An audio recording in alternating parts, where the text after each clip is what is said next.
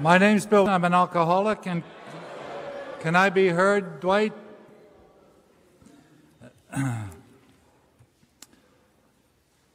Alcoholics Anonymous is a fellowship of men and women who share their experience, strength, and hope with each other that they may solve their common problem and help others to recover from alcoholism.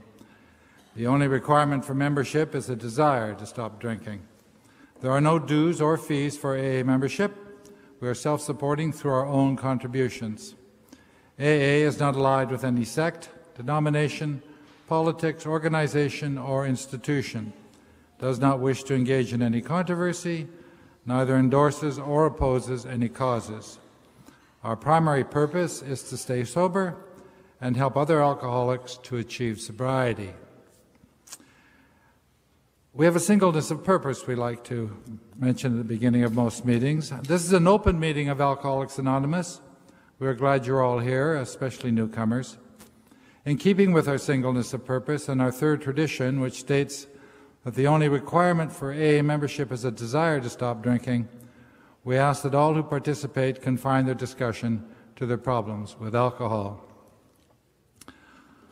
Normally at this point I would welcome you to Quilchina, but tonight we have a triumvirate of groups putting this on. Participation, Quilchina, and Golden Key.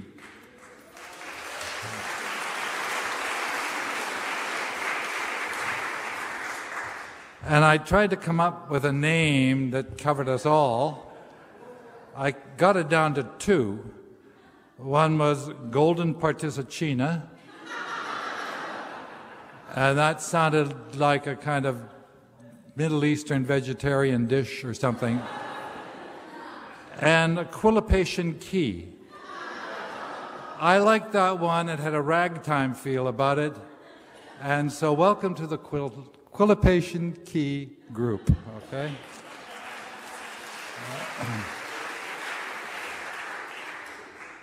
I have a hunch you know why we're here. I'll get to that in a minute, but I must get through some housekeeping things, so do bear with me. These aren't necessarily in any order of importance.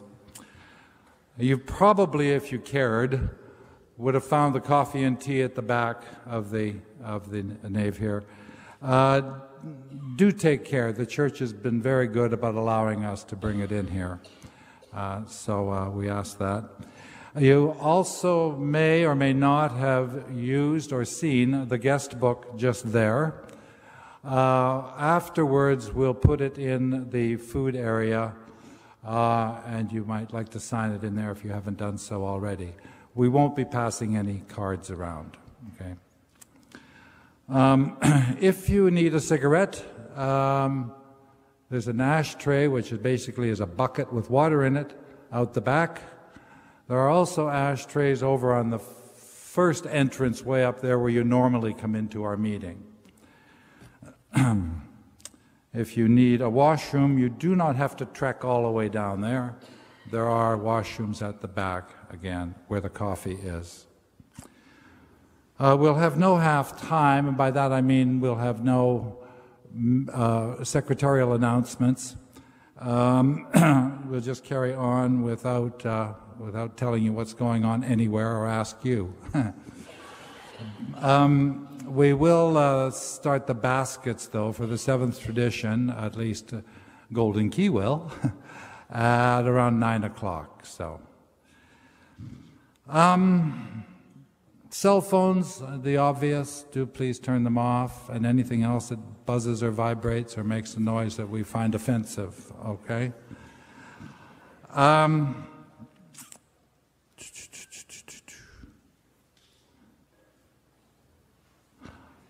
I'm making a judgment call here not to ask for people who are out of town, newcomers coming back, just because of the time element, all right?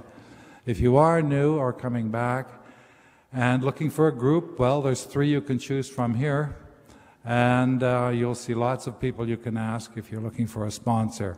Basically, anybody who's doing any work is a good bet, okay? Afterwards, we're going to have food in the main hall where we normally have our meeting. And Shasta has asked if she can talk about that for a moment right now, okay?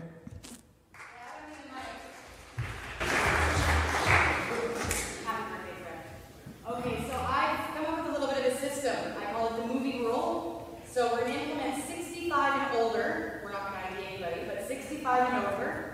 We're going to get them to go first, so they can have seats at the table and chairs. And then everyone else can follow in after. So the friend, of course, is first. But we're going to, so if we want all of the 65 and over to start the line, and we have two tables that are going to be going from one end to the other and all the way back, and we're going to save the desserts to the end. So if we could all try to respect that and try to work around it, because there's not very much room in there. So, and we want to make sure that people who need the seats and the tables get them first. Okay? Thanks a lot. Thank you, Shasta. At this point, by the way, I haven't said happy birthday to Fred yet, because I'm going to do that later in my own weird way.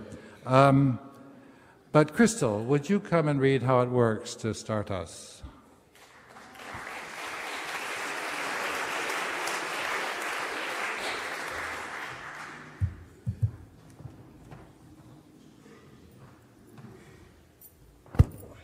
Hello, everyone. My name is Crystal. I'm an alcoholic. Happy birthday, Fred. 22,645 days. Wow. And that adds up to 62 years. I'm just reading your cake here I had made for you. Anyway, this is how it works.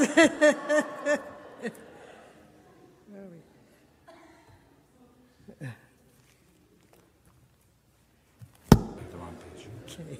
All right, here we go. How it works, chapter 5 on the big book. Rarely have we seen a person fail who has thoroughly followed our path. Those who do not recover are people who cannot or will not completely give themselves to this simple program. Usually men and women who are constitutionally incapable of being honest with themselves. They are such unfortunate. They are not at fault. They seem to have been born that way. They are naturally incapable of grasping and developing a manner of living which demands rigorous honesty. Their chances are less than average.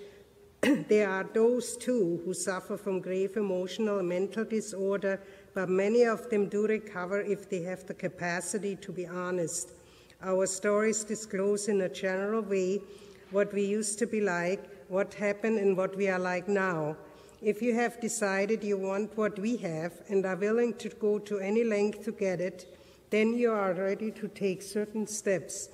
At some of these we balked. We thought we could find an easier, softer way, but we could not. With all the earnestness at our command, we beg of you to be fearless and thorough from the very start. Some of us have tried to hold on to our old ideas, and the result was nil until we let go absolutely. Remember that we deal with alcohol, cunning, battling, powerful.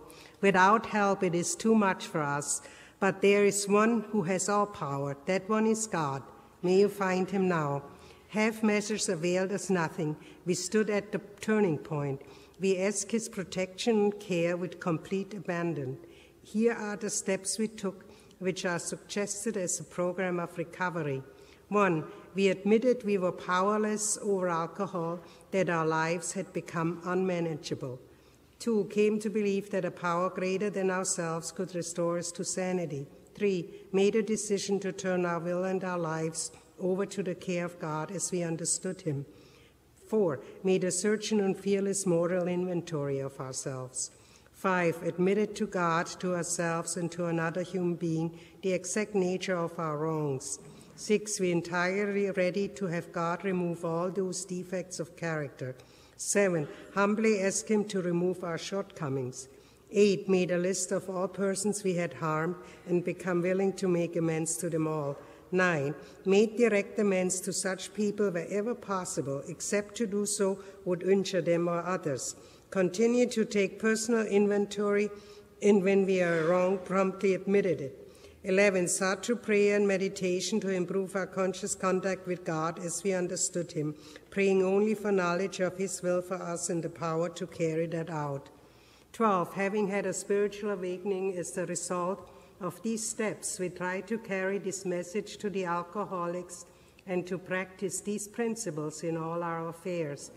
Many of us explained, "What an order, I can't go through with it."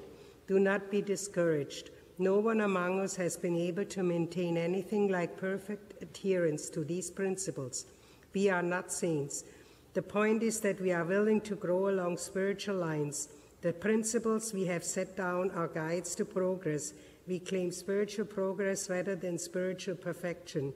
Our description of the alcoholic, the chapter to the agnostic, and our personal adventures before and after make clear three pertinent ideas. A, that we were alcoholic and could not manage our own lives. B, that probably no human power could have relieved our alcoholism. C, that God could and would if he were sought. Thank you. Enjoy the meeting.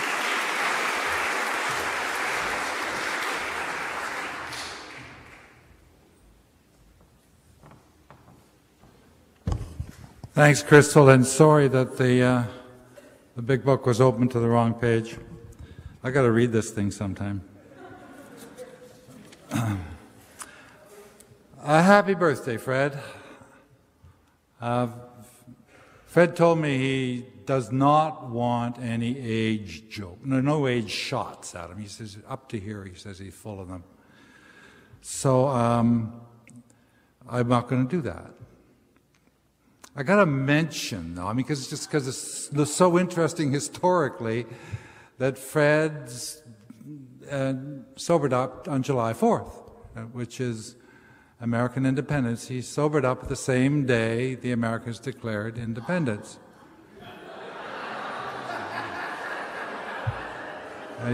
Some of you are ahead of me here. I didn't say the same date. I said the same day. That's right. He's 238 years sober today. He is, he is quite old, let's face it. He's 2 years older than the Queen of England. Queen Elizabeth of England? Queen Elizabeth I of England. All right. But I'm not allowed to mention his age. I'll tell you, though, she was born in 1533, so I'll let you do the math, okay?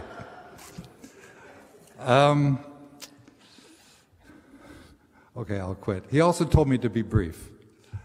I was going to go on and on about how when he sobered up in 1952, there were no treatment centers, no detox centers, and very little counseling, and hospitals didn't want us, and all that came afterwards, much of it thanks to AA, and much of it thanks to people like Fred in those early days. With 78% of AA's history as part of Fred's sobriety, he qualifies as a pioneer, I think, and certainly has been one in Vancouver. The number of things I keep finding out that we have and take for granted now that can be traced back to him in some way really is quite staggering. But I'll let him brag about that sort of thing himself if he wishes. I know I would. I just would like to come one little quick personal anecdote, and then I'll quit. When I sobered up this last time, about a quarter century ago, and came into AA seriously and asked Fred to be my sponsor, within the first 2 years, both my parents died. And the very day I learned my father died, I get a phone call from Fred, and he says, "You're speaking at a luncheon meeting on Friday. I volunteered you." And I said, well, my father just passed away. I'm going to have to be going to the funeral and everything. So he said, "When are you going?" I said, "Saturday, I guess." "Well, then you're free Friday." And sorry about your dad. And I've thought about it afterwards, and many times and realized that it was exactly the kind of move from a sponsor I needed. I wasn't going to be very good pushed around and so on, but if I was gently, firmly reminded there were going to be no excuses whatsoever for not paying attention to my sobriety first, and he was doing that when he urged me to come to that meeting.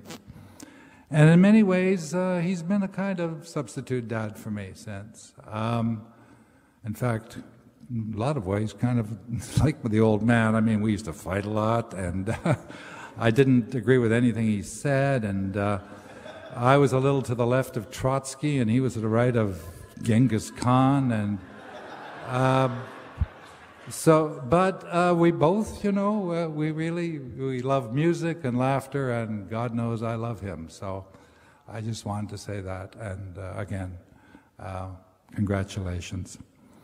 Before Jack Ford comes up to introduce Fred formally, the minister of the church, Stephen Chambers, Reverend Stephen Chambers, is here and we would like him to say a word or two.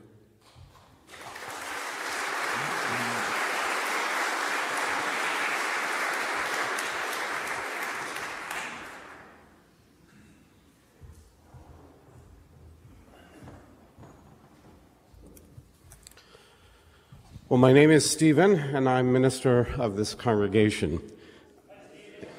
And I am so pleased to be here tonight for this very special celebration.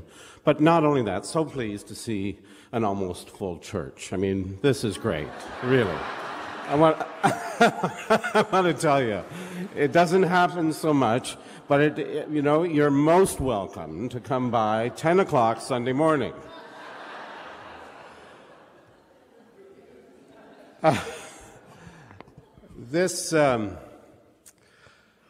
When I was a young minister in Simcoe, Ontario, I met some people at a treatment center that was just beginning, a place called Holmes House in Simcoe.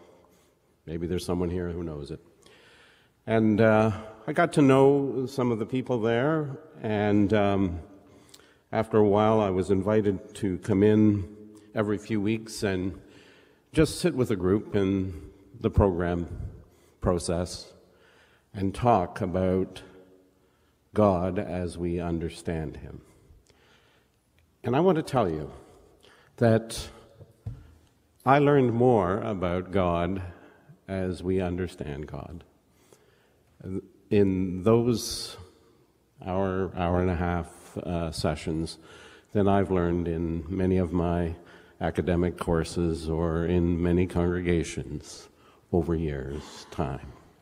It was rich, it was wonderful, it was so respectful of the relationships that people need to change, to grow, to be.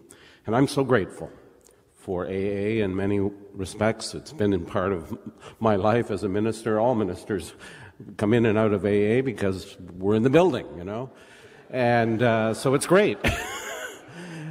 Some for other reasons as well. But it is great to know you, even if it's just to say hi.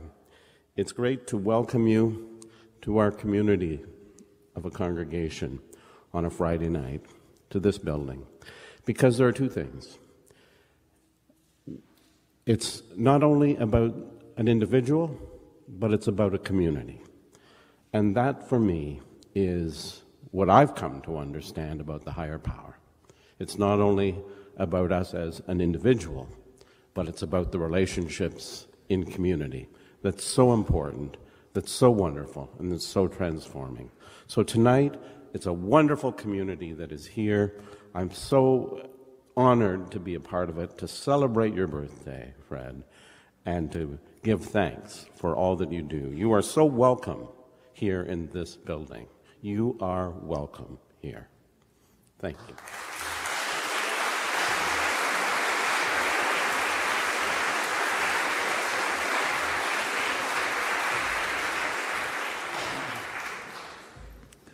Thank you, Reverend Chambers, and we are very grateful for the opportunity to have our meeting here on this special occasion.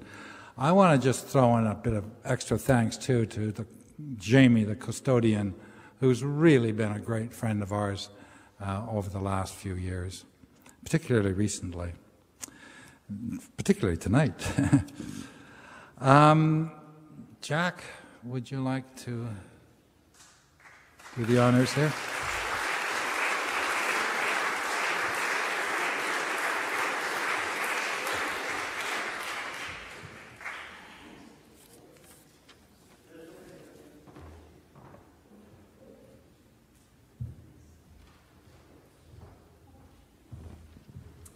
Thank you, Bill. Thank you for the kind opening. Hi, everybody. My name is Jack, and I am an alcoholic. And I'm here to give a cake to a very special person. And I was instructed. And he's going to be madder than hell because I can't remember the instructions.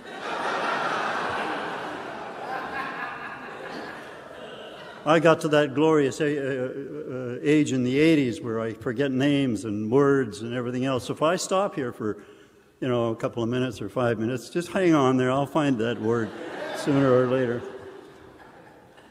The joys of getting to be old. And I want to tell you, it's terrific.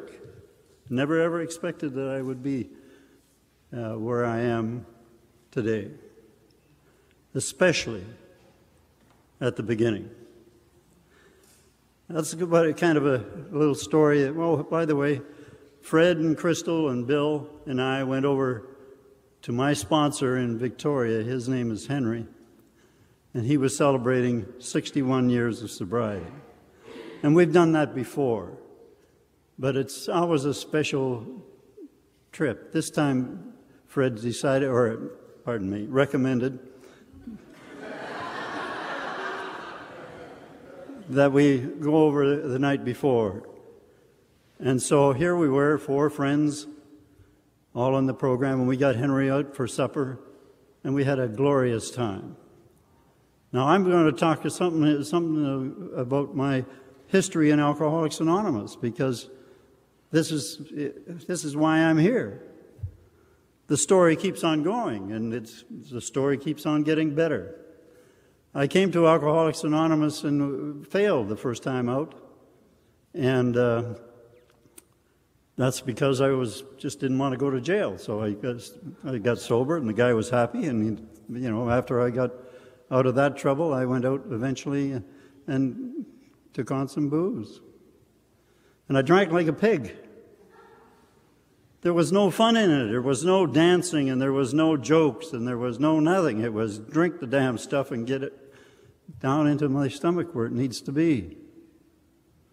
Okay? And after about 10 weeks of that, I was at home and in the kitchen. My wife was there, and our 1-year-old son was there. And I'm looking at them, and I'm saying to myself, I couldn't get sober in AA. I mean, where do I go from here?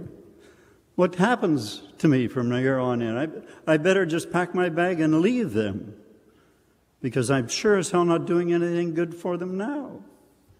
And I thought about my time in AA, and I thought, God, I can't go back to those people. I mean, they'll fire me right off the bat,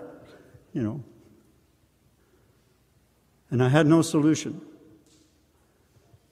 Then a thought came to my mind to call Henry, my sponsor. And I said to him about 1 o'clock in the afternoon, I said, Henry, can you pick me up tonight and take me to a meeting? And I haven't drank since then. And that was back in 1965. And that was the opening door of my sobriety. I was told by these old guys like Fred and Henry, another guy named Stan. Stan was Henry's sponsor. And God, he's like he had a machine gun. We should have got him and Jerry together. Because no matter what I said, if I said that, it was raining today, and they says, what are you bitching about for? What do you expect? You're alive, you're sober, and you went to work. Or did you go to work?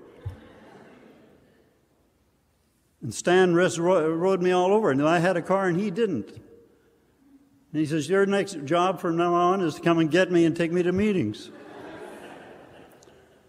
And I'm so afraid I don't dare to say no to anything, because I don't know myself.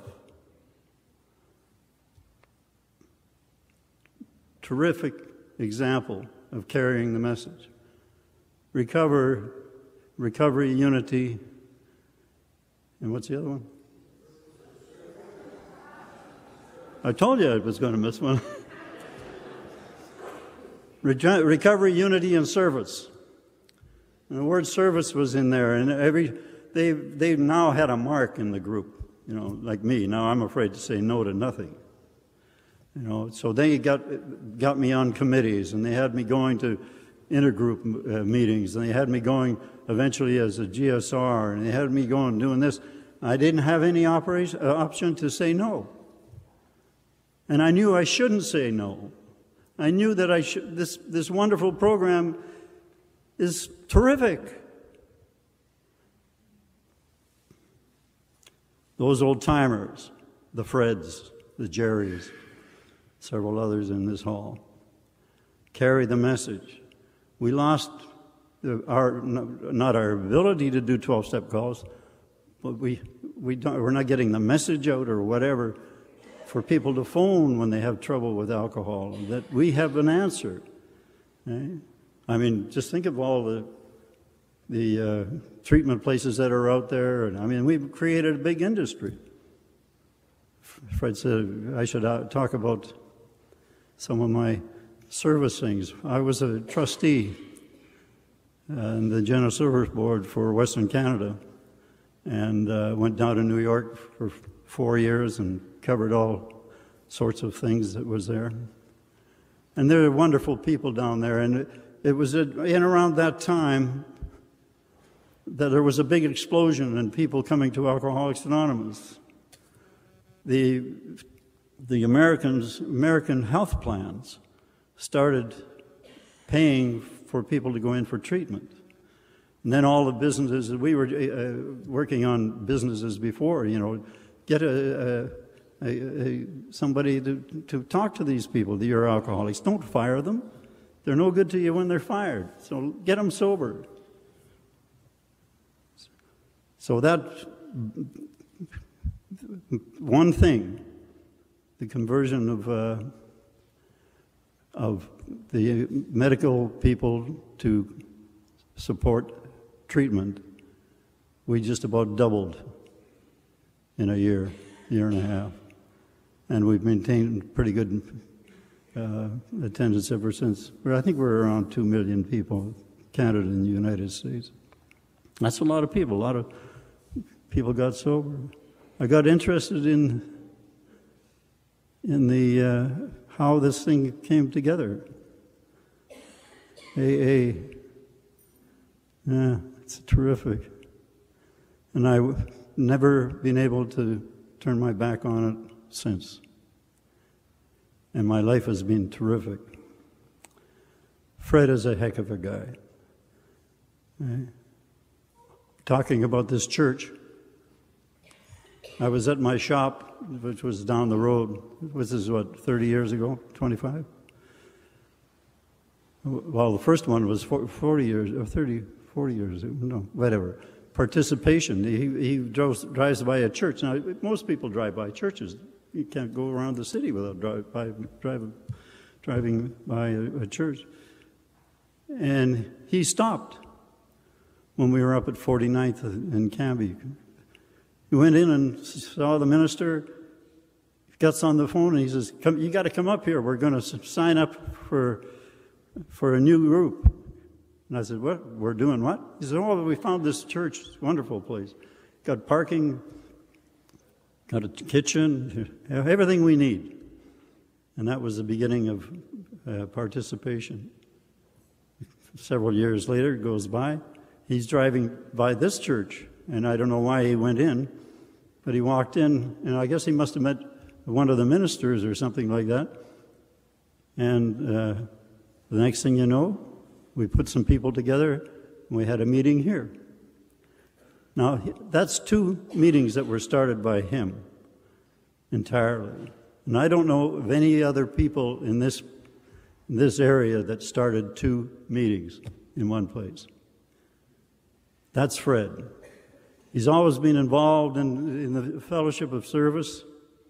He's always been there to be relied upon to participate or to lead or just be a friend.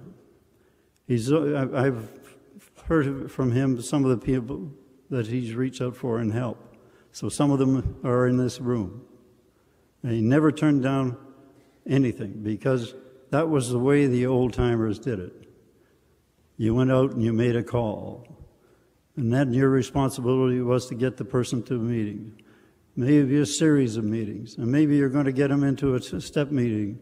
And your responsibility to that person is there until he tells you to go away. Right? And guess what? They don't tell you to go away. I remember the dilemma I was in before getting sober. And you all know your dilemma that you had before you got sober. Right? I mean, you flowered up. I flowered it up. I really wasn't that bad, you know. I was worse. So to work with somebody else that isn't going to listen to your crap, to work with somebody else that's already been through the main series in the big book, etc., is, you know, they're so valuable. And you change somebody's life for the rest of their life.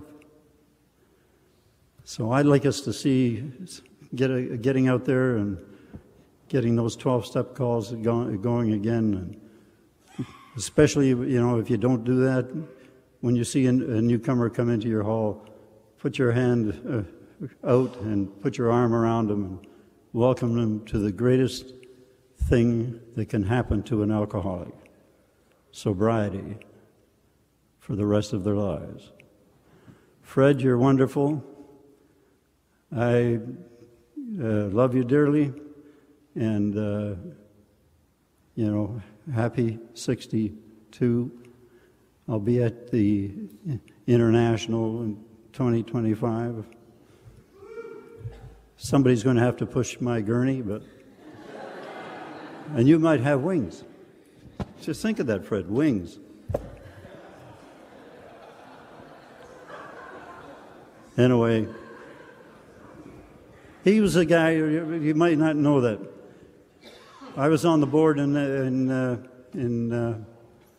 New York, and there was time coming up that they were going to get the next place to have the international convention, and we got a bunch of people in Vancouver, you know, banging on the doors and stuff like that. And Fred came down and made the presentation for Vancouver to be a host city for the international convention. But it took a long time to happen, but he carried the first word. Come on up here, and God bless.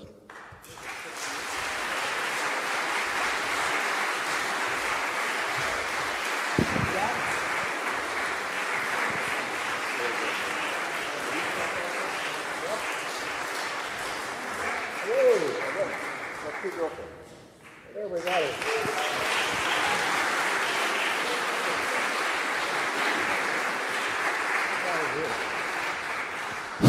Can you hear that? You're over this way, Fred. Where? Oh, there you are. No, I don't need that. Can everybody hear me okay? My name's Fred, and I'm an alcoholic. And great to see everybody here tonight. This is a special meeting for me. I took my 60th birthday here, and I have to tell you, a lot of you won't believe this, but I was really embarrassed. A lot of people had turned out, and I heard a lot of BS up at the front.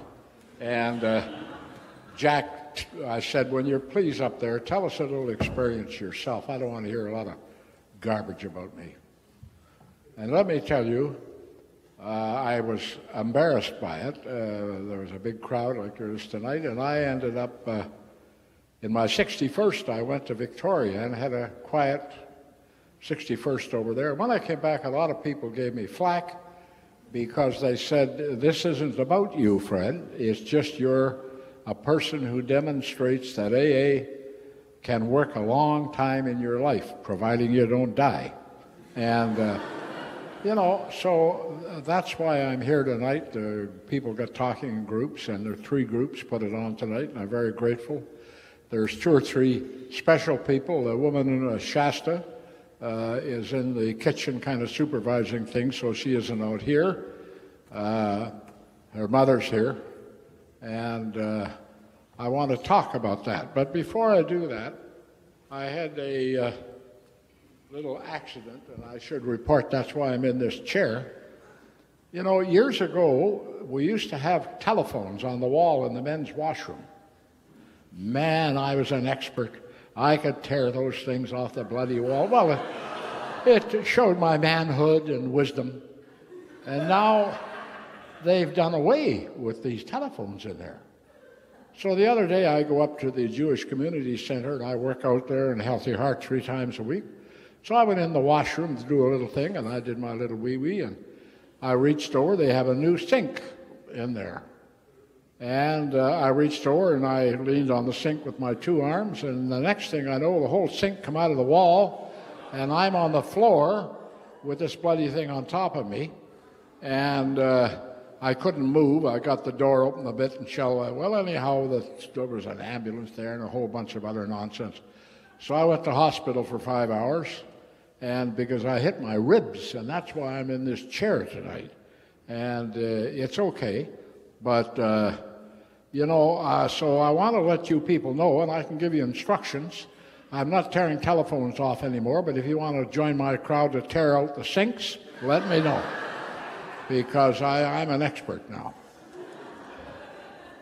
Then I went to the doctor down there, the head nut down at VGH, and he ended up, nothing broken. He cracked, he doesn't think, in the ribs.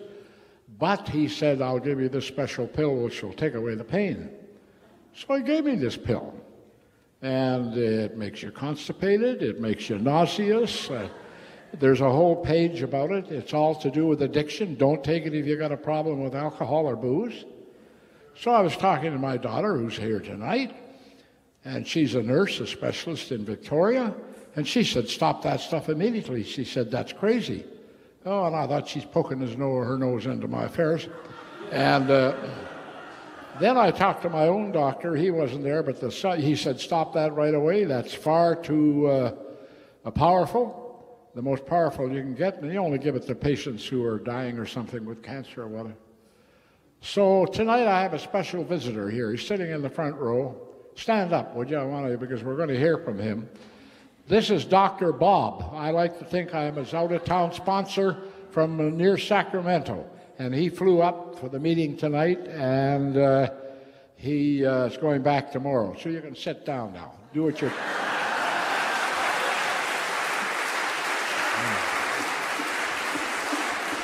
Because you're going to hear a few words from him later. And we got Bill Wilson here and Dr. Bob. He's a medical doctor. So we're looking for Ebby. If we can get him, we got the whole show. But when I showed him what I was taking, he was very emphatic. So the guy tried to kill me down there with these pills. Now, I think the reason I fell down, I think it was a plot. I do. It was either the treatment centers or Al-Anon. They were out to get me.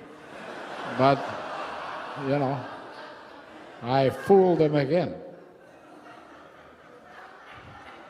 I'd like to thank a special person here tonight. I know there's a lot of people that I can't thank because I know they've done a lot of work for food and one thing or another. But Les, would you stand up? Les has kind of taken this on in the participation group, and he's really one of the main organizers. And thank you, Les. You can sit down now. I'm not a sponsor, but he better do what he's told.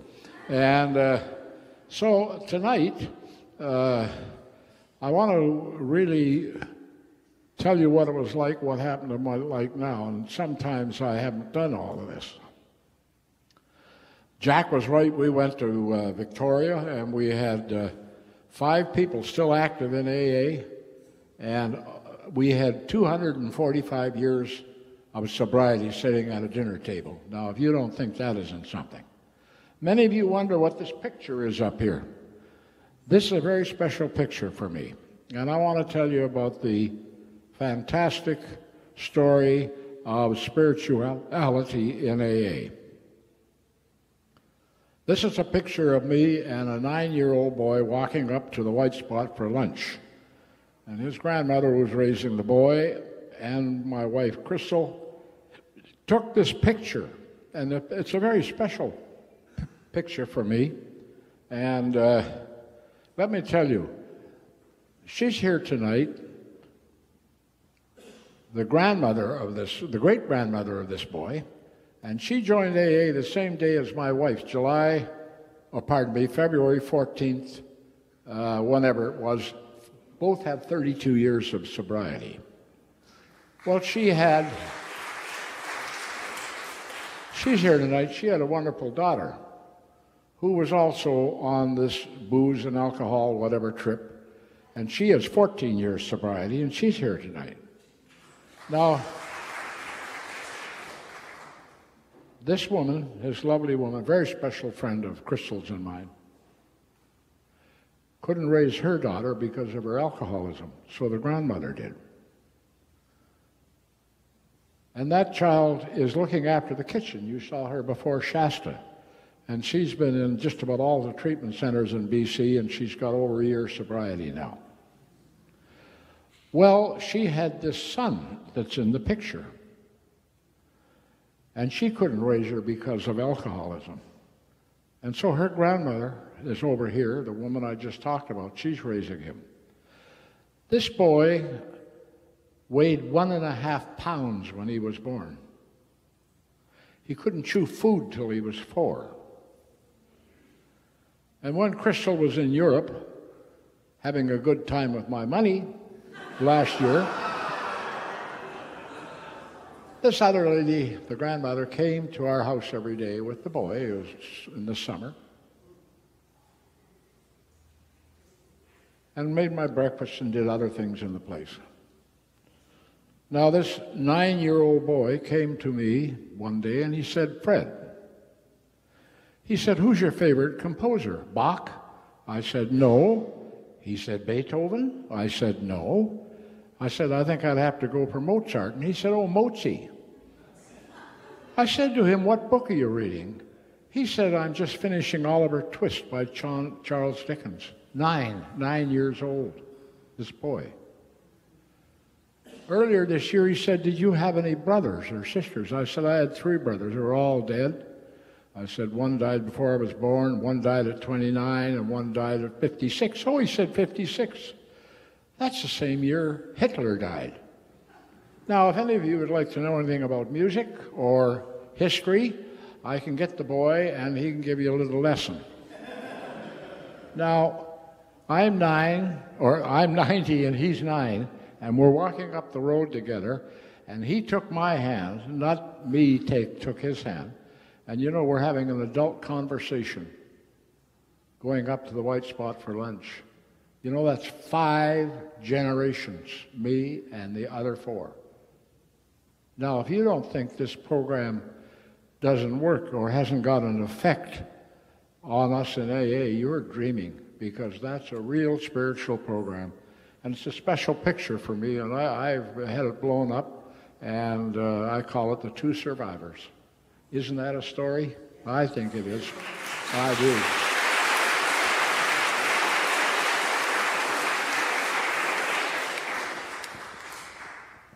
We had a 90th birthday at my home. 75 people came, and there was a lot of AAs and a lot of other people, and everybody had a wonderful time. So my daughter said to me prior to this, "Would you go and get some old pictures, and we'll put them up on a little board?"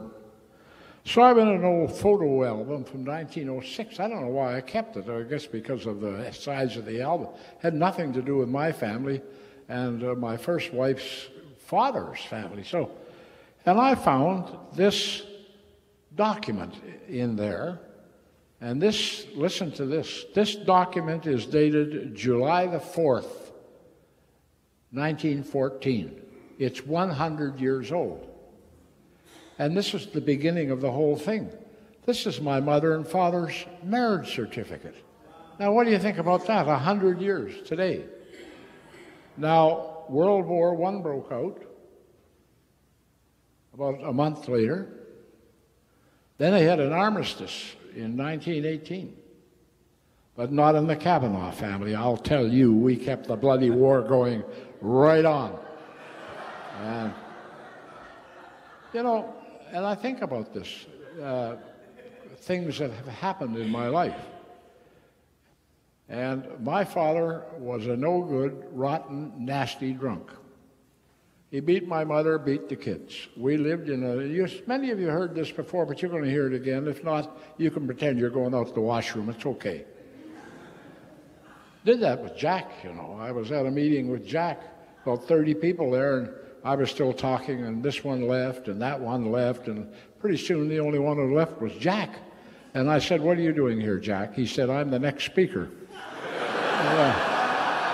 So, you know.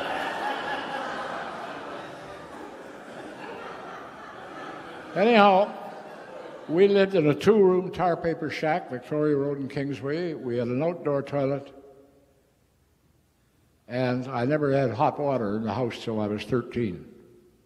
Now, it was bad enough growing up in an alcoholic home. But any of you people who have young children, you have no idea the impact you can have on those children with your sobriety, unless you've lived in a crazy house. So when you have a bad day, just remember what a fantastic benefit you have for the children. I became so isolated. My brother died at 29, and I was 26. And I have to tell you, it was like the dog dying next door. It meant nothing to me. I had so isolated myself from all this craziness. Not only did we grow, my father was the only guy working in the neighborhood. The union protected him. He worked for the city. And not only did I grew up with alcoholism and then also had the genetic disease, I believe, but I grew up poor. And I'll demonstrate this. I remember in 1936, Vancouver's 50 years old, and in the public schools, we had a big celebration. It was in a big hall or a big theater downtown. And we all dressed up in our class with little sailors' uniforms. And the teacher drove me home. And I was so ashamed and embarrassed of where I lived, I pretended my house was across the street. And on the day of the celebration, she came to pick me up. And of course, she went into the house. I told her where I lived. And I still felt great shame for that. I was so ashamed of the place I lived. And I had this absolute feeling of I didn't have any self-worth. Christmas in our house was the police department. I really mean that. We had a tree once, my old man set it on fire. Down the street from us was a house, and the fellow's name was Fred Short, and he had 3 lovely daughters, and they were lovely, too. I saw them years later. They were still lovely. And they had a little present under the tree, because I don't remember if I got anything that year or not. So I went down, and they were handing the present out, said, "Another one for you, Fred, and another one for you, Fred." And Fred got my present. Didn't open it. And I went outside, and I cried. Now think about this. I was 11 years old, and I can remember that day, and I said, "I will never cry again." And I never did cry. Until my first wife died. We were in Panama. My daughter was with us and her husband. And I kept my cool and everything but it's the first time I could cry. Can you imagine a person 76 years old and couldn't cry? And this is the crap that I had learned in an alcoholic home and the way we lived and so on. I can't really think of one thing in my childhood where I said, oh, I had a wonderful time, and gee, we went to the camp, and it was disaster. And I often think of that. So any of you young, I think particularly if there's anybody here, a single parent with children, that's another great reason for you to stay sober. Believe me, think about that. Anyhow, I can remember some other things. Told you it was like, I remembered living at my mother and father-in-law's at that time, and they had the Beaux-Arts Ball, and it was down in the Commodore, and this was the social event of the year, and it was Elizabethan costume. And my mother and father-in-law were musicians and music teachers. It's two of the greatest people I've ever known in my life, and I really didn't treat them well. I thought of many things that I could have done, I didn't. But I was wrapped up in this great ego to compensate for my lack of self-worth. And here we are down there, and a fellow come out, a Frenchman, and he had a little épée, a little sword, and I had borrowed a claymore, double-handed claymore, and I thought, well, I'll fix him, and I whacked him with this, knocked him onto the floor. They thought it was the floor show, and so later on, after pouring some more gin into this boiler suit, I had to use the facilities, but I had not made proper provisions to get out of this.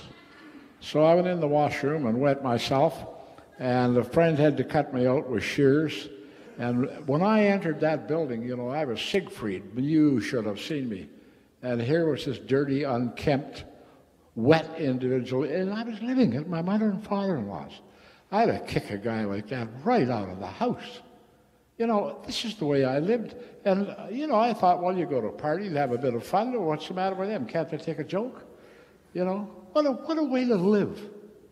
And that's part of my story. I won't go into the money I stole. I was a thief, a lot of dollars. My sponsor said to me after a couple of years of sobriety, what are you going to do about that, Fred? And I said, what the hell do you want me to do? Go and tell them and go to jail? He said, I didn't say that, Fred. He said, I said, what are you going to do about it? And I thought, well, to hell with you. Whether you should, all sponsees should tell their sponsor to go to hell once in a while. And so I had to do something about that, which I did over the years. Paid the money to charities and so on. And I want to, that's the way I lived. Last 10-day drunk when I was in 1952 was $2,800 with phony checks and everything. It was a criminal offense in those days. So I borrowed the money. It took us a couple of years to pay it back. And that's how I lived. And in our program, I'm going to talk about some of the important words to me. Now, you're not going to get a big lecture on what happened, but there are some key words in all of the steps. Because when I came to AA, I didn't come here to find God. During the war, I was in the Army, I used to think we're blowing up the wrong places. We should blow up the Vatican and get all those Catholics. Mind you, I'd never been to the Catholic Church, but I figured we'd blow them up anyhow. I was really very broad-minded and a nice person. My present wife, was raised in a convent and is wonderful. And I don't care whether a person today is a Buddhist, a Catholic, whatever. I hope that whatever the faith they particularly have are helping them with their life and their sobriety. And I think that's great. And the minister mentioned God as I understand him. That's how I had to accept him, because I didn't come here with a God. And I used to think that I missed something because I had no religious upbringing. And I'm glad in many ways now that I didn't, because I can understand God in so many different ways over the years. And when I go to meetings now, I don't have to be disagreeable when I hear something I disagree with. Because I take things now, I like to hear things I disagree with, because when I think about it a week later, I think it's my own brilliant idea.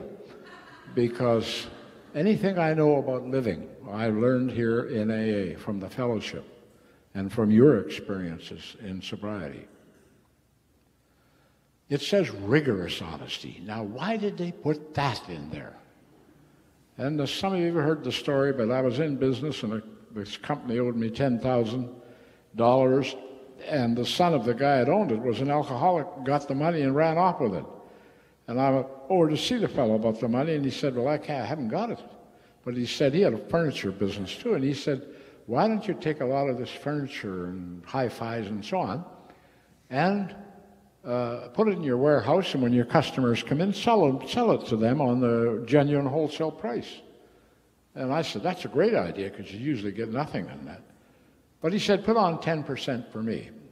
About a year later, I was going to call him, and he phoned me.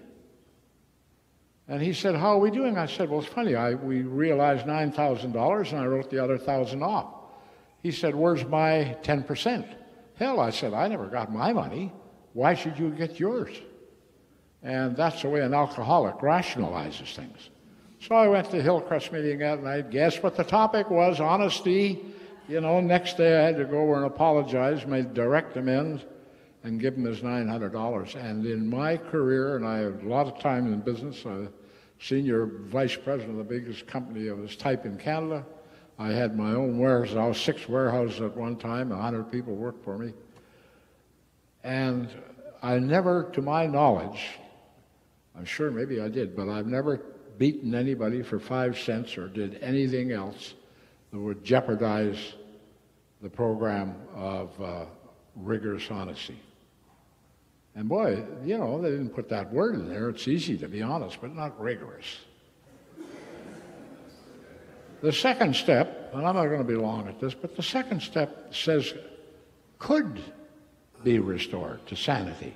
It didn't say would. So I kind of take great comfort in that, because I do a lot of crazy things at times. And the third step, make a decision. I thought, well, finally I'll get around to making some kind of a decision for what I can believe in. And I found out that's haywire too, because it isn't one decision. It's decisions every day. And, you know, step 4, fearless and searching, moral inventory. And I used to think, I'll make a list of all the people that I'd done things to or shouldn't, whatever. But I never wrote them on paper. I was afraid to, because somebody might get that paper and I'd be off to the who's cow. But the key word in the 5th step, think about this, it says exact nature of our wrongs. And I don't know most people that I've met in AA, most are hostile people. We can get angry about nothing. And even now, sometimes I'll sit out and have coffee on 41st, and somebody will walk by. I think, why would they dress like that? And I can shut that down right away. Oh, no, I can get, you know, how do you all drive your cars, eh? When you get that, give them that. That's a week's supply of those, and they don't know that. But seriously, you know, become willing. Willing, you know, that's a, you know, willing means entirely willing. What do you mean entirely? I don't know anybody that I think I know that was entirely. That's everything in our 6th step. And humbly, I didn't know what that word meant. I thought it meant humility. My friend Ross O'Brien, one of the wisest men I've ever met in AA, went to grade 3. And he said, being humble, Fred, is being teachable. And I really didn't know what humility meant. I do now, and a lot of you won't believe this, but I don't care.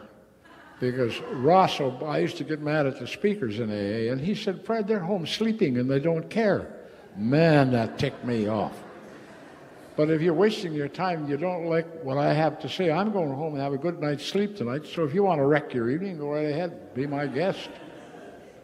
You know? And as I say, the longer I live, the more insignificant I realize I am. And that's true. I'm not trying to give you a false humility talk or something. Well, when I came here, I thought I'll give my 2-hour humility talk, but there's not enough people here, so I decided I wouldn't do that. And make direct amends. Make a list, become willing, And the word direct in there, that's pretty definite, you know. You can't fiddle around with that. So if you've got some amends to make, go right ahead. I was in Jack Ford's coffee shop, his gas station, and a chap come in, and I was there with Jack, and Jack said, "Oh, you know this fellow, Johnny Alvaro." And they used to run him, and he was in the Army, and he used to, with his dad and his brother, run the London Beer Parlor at Georgia and Maine. And I went in there one night with my father and drinking, and we used to have women and escorts on one side and men on this side. And it was very, very busy because the rationing was still on. And he said, you know, it's very quiet in here tonight. Oh, I said, I'll fix that, threw a glass of beer over on the women and men's side, and a fight broke out. Well, the whole joint got in a fight, and they lost their liquor license for 2 weeks. Well, I never made direct amends. And so I said, do you remember that when you lost your license? We always thought it was you, Johnny said. So that was my last direct amends. And, hey, promptly. Oh, how do you like that word? Didn't it screw that 10th step up? Promptly admit when you're wrong. And I had a recent occasion to say something that somebody took offense at, and I didn't know what I said. It was a person I spoke to up at the Jewish Center where I work out, and I didn't know what it was, but I thought about it for a week, and I knew from the look on her face she didn't like what I had said. So I went up to her and I said, I don't know what I said, but I apologize. And she's a great lady and said, thank you very much. And I still don't know what I said till this day. But it really doesn't matter because it wasn't about her, it was about me, making direct amends. Yeah, I'm 20 years in the program, and my version of prayer and meditation, that meditation business, I pictured as some guy going to India, climbs the mountain, there's a guru laying on a bed of nails with his Rolls Royce parked outside, and then they come down and come over here and started yoga classes. Well, they even got a yoga class for naked men now. So, I mean, any of you got... Well, they have one, I was told, too, for, I don't know. But anyhow, the other deal was I couldn't handle that. And prayer, I say prayer every day with the serenity prayer. But not a lot of formal prayers. But the key word was only.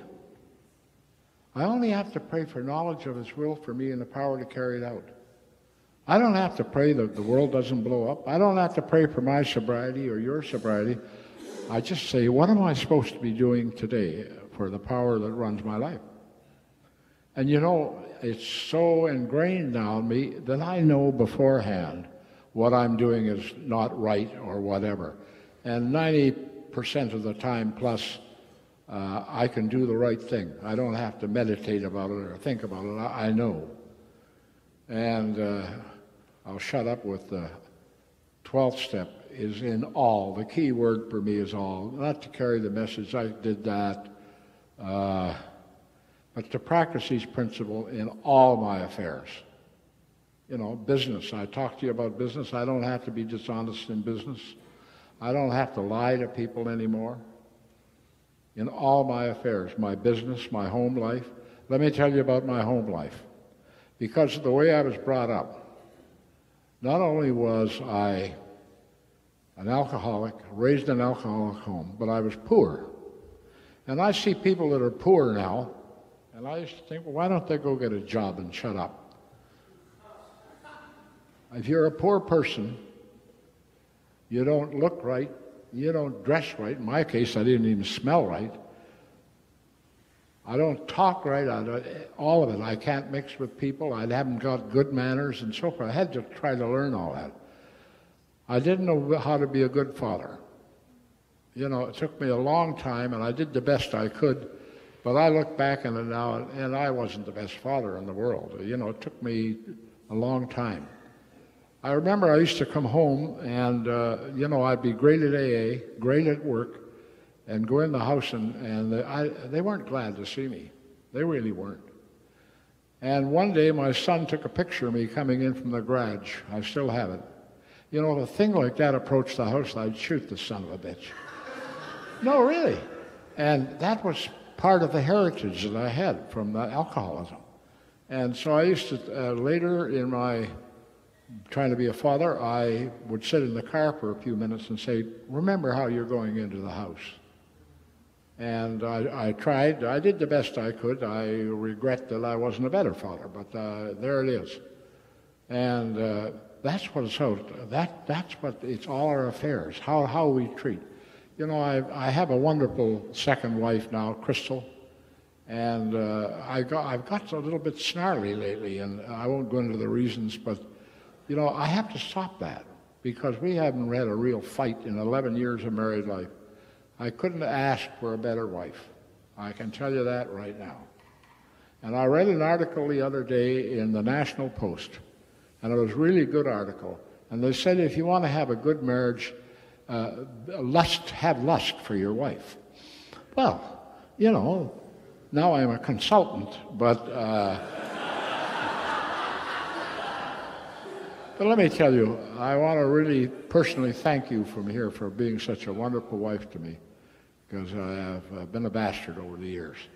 Now, you know, we're running overtime, and we're going to be through this in a minute, but I would like to hear from Dr. Bob. Would you like to come up and say a few words? I said a few words. Okay, yeah.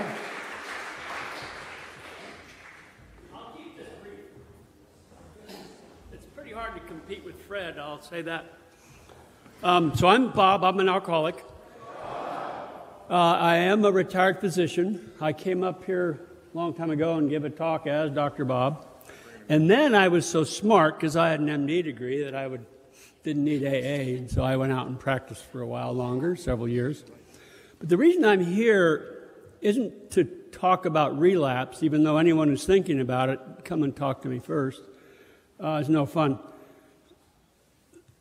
Fred is a bulldog, and he would call me, and has for a long time, every month to 5 or 6 weeks, and I told him I wasn't going to meetings anymore. That didn't keep him from calling me. And he didn't beat on me. You idiot, why aren't you going to meetings? He never said that. He simply celebrated what it was like to be sober. And then he would tell me all about Canadian politics and all that stuff. And, you know, being a Yank, I just listened patiently. And then he'd throw in some jokes about alkies. I really didn't look forward to Fred's calls because I was shamed because I was drinking at night. I continued to work, but I would drink at night. I knew I was an alcoholic, but Fred stuck... Can you mind if I just interrupt? I failed to do something. They're passing the hat. Yes. And I just want all you cheap guys out there who came and drank my booze and then left.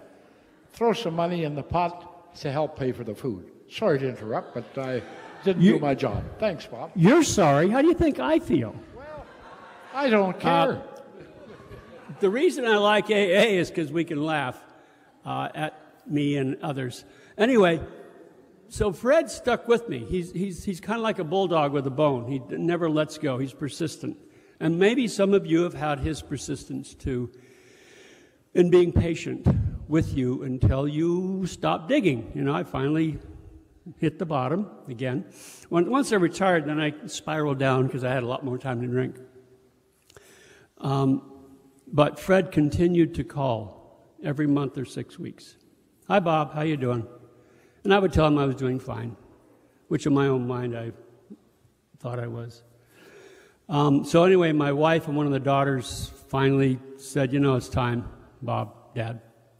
So I went to a recovery center, and the first person I called when I got home, because you can't make phone calls there, is to Fred.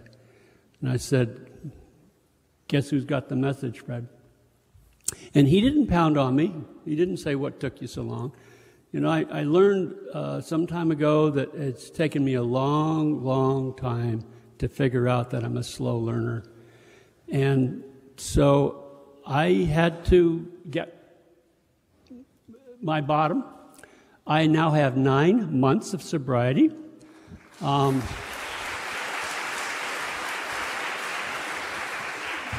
But it's people like Fred who stick with you, continue to have faith in yourself when you've lost it in your own self. And that's how AA works. It's not reading the big book, even though that's important. It's basically one alcoholic listening to another and talking to another. And so I'm still on my pink cloud, and I'm going to stay on as long as I possibly can. I don't sponsor anybody. I'm back on the 4th and 5th step. I have a good sponsor down in Davis, which is near Sacramento. And so I am just pleased as pie that I could come up here and celebrate Fred's birthday and that I'm sober. He's invited me many times to come up to his birthday, but I couldn't come. I was drinking. So I'm pleased that I'm a friend of Fred's and that I'm still welcome here. I was shamed when I first came back because I should know better. I have a degree that tells people not to make the diabetes worse, take care of your high blood pressure, lose weight, exercise, run fast. But I couldn't take my own advice about not drinking. So anyway, once again, I'm here to celebrate Fred's birthday and celebrate that I'm sober. Thank you, Fred.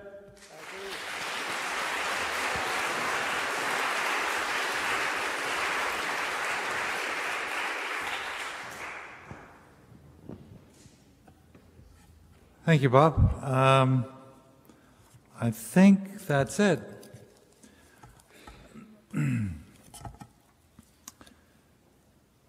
So obviously we invite you to hang around for refreshments and so on.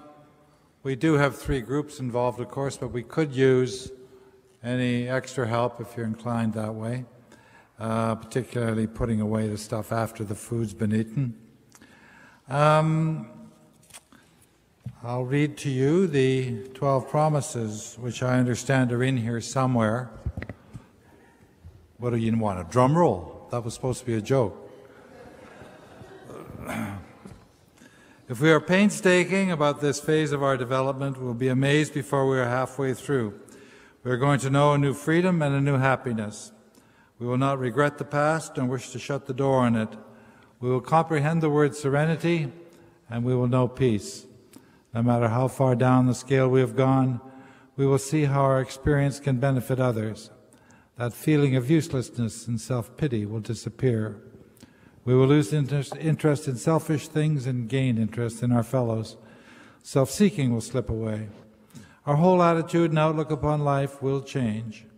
Fear of people and of economic insecurity will leave us. We will intuitively know how to handle situations which used to baffle us.